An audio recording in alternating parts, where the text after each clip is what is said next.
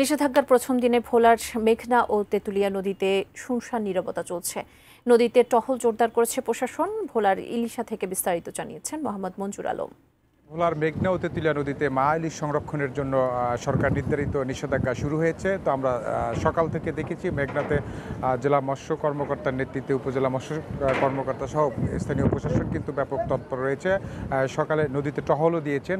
এই টহল পরিচালনা করার সময় অবৈধ বেশ কিছু জালও উপজেলা প্রশাসন জব্দ করেছেন। তো আমরা দেখেছি এই অভিযান খুব কঠোরভাবেই কিন্তু পরিচালনা করা হচ্ছে। গত বছরের তুলনায় এবছর কিছুটা আগে অভিযান পরিচালনা করা হচ্ছে। গত বছর 13ই অক্টোবর থেকে কিন্তু এই অভিযান ভোলার মেঘনা ও তেঁতুলিয়া নদীতে পরিচালনা করা হয়েছে। তো জেলেদের দাবি রয়েছে যে যত দ্রুত সম্ভব তাদের নির্ধারিত যে চাল সরকারের পক্ষ থেকে বরাদ্দ করা হয়েছে সে চাল যত দ্রুত সম্ভব যদি জেলেদের মাঝে বিতরণ করা হয়, তাহলে এই যে 22 দিন নিষেধাজ্ঞার যে 22টি দিন তারা সেটি পরিবার পরিজন নিয়ে বাড়িতে বসে থাকবেন। তো আরতদারও রয়েছে নানা অভিযোগ। তারা আমাদেরকে জানিয়েছেন যে এনজিও সংস্থা ঋণ সহ নানা জটিলতার মধ্যেই তাদেরকে পড়তে হয়। তো এই অভিযানটি তারা আসলে অনেকটাই হতাশার মধ্যে এবারের অভিযান তারা মেনে নিচ্ছেন। তো অভিযানের সকল যে প্রক্রিয়া সেই প্রক্রিয়াতে যাতে প্রশাসনের পক্ষ থেকে এবং যারা জেলে রয়েছে তাদেরকে যাতে পুনর্বাসনের চাল দ্রুত